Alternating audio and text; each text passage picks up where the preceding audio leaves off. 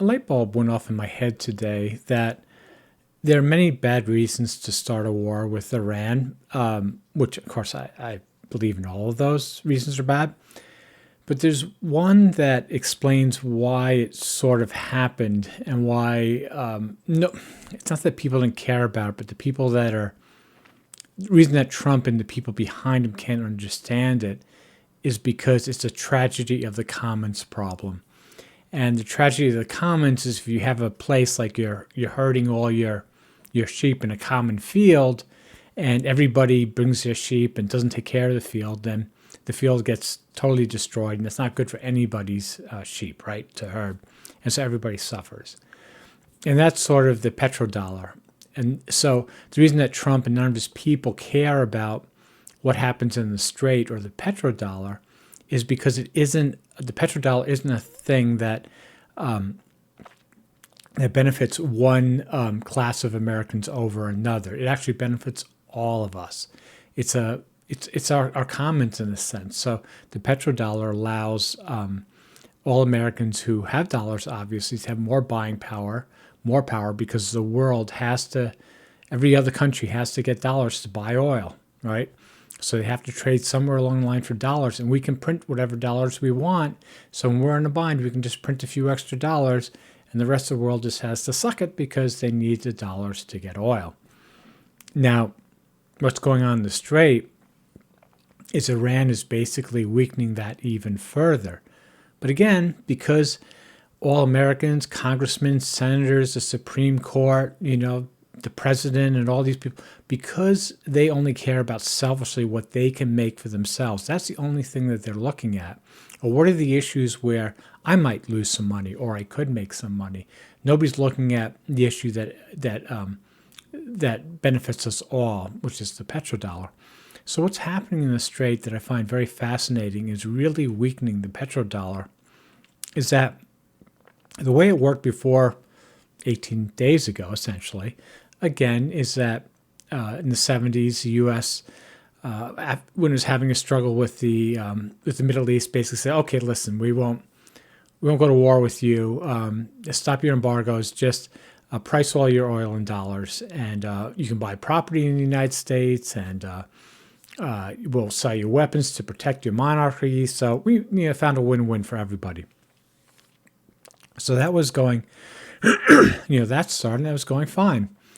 And then until a few weeks ago, if a tanker went up through the Strait of Hormuz into Persian Gulf and bought oil from the UAE, Qatar, Kuwait, Saudi Arabia, any of these countries, it paid in dollars. And then so it paid in dollars, put the oil in the ship and sailed out. Everybody's fine.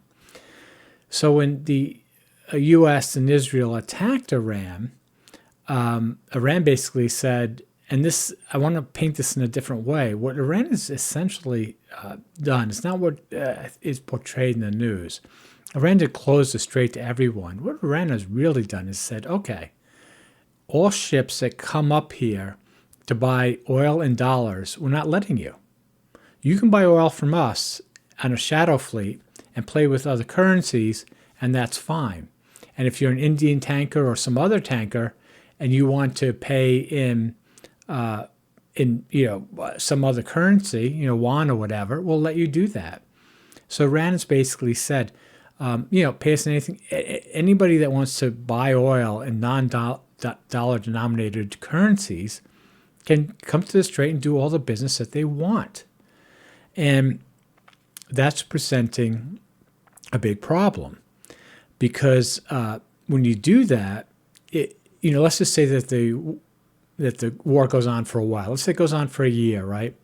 And Iran basically keeps the Strait that only ships that are buying oil in non-dollars are doing that. The petrodollar is gone.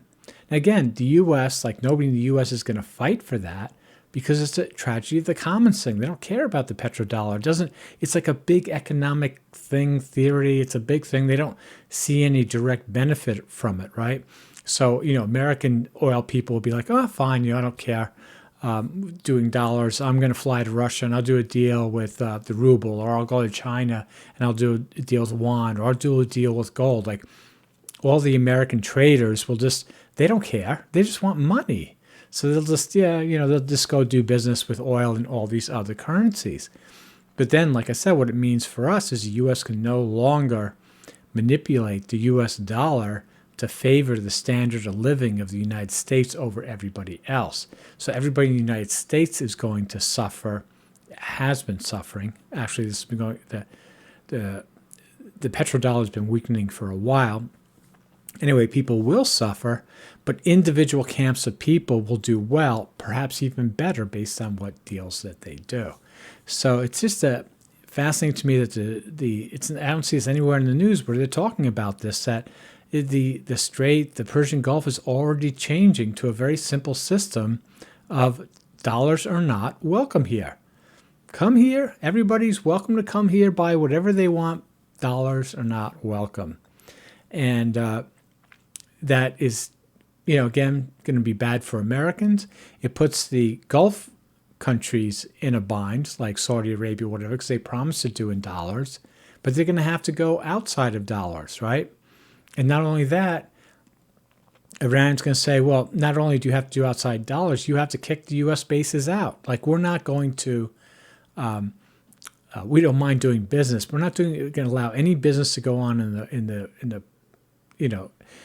in this area if there's dollar-based weapons pointing in our direction or the ships. So they're gonna push them all out. Again, this makes China happy. This actually would make India happy too, though they won't say it.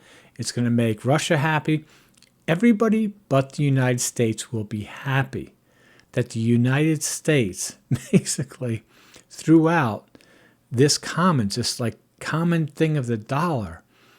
It benefits everybody, nobody specifically, and now all specific people can benefit, and there's no U.S. specific power here. So I just wanted to go into that today. It's like seven minutes, but I think people will start talking about it eventually. That as the war progresses, Iran has changed the fundamental global trade economy of oil, and it's an unforced error. And I keep saying this, and tons of other people say this. It's just, it's just a golden goose. Like the United States has a golden goose, and because the U.S. public is just so ignorant and stupid and entitled and just can't believe anything bad would ever happen to it. I mean, that's just it. That's why there's always a tragedy of the commons, is everybody's like, the field is so big. There's no way the fields will get destroyed, right? Oh, we have some problems here and there, but the fields will be okay because it's so big. It's so huge. There's so much grass. But, there's not. It just gets overrun and killed. The same thing with the petrodollar. Yeah, it's strong. It's wide. It's everywhere. But then one day, it's not. So, and then nobody can enjoy it, or at least Americans won't enjoy it. So I don't want to belabor the point. I hope you found this interesting. Till next time.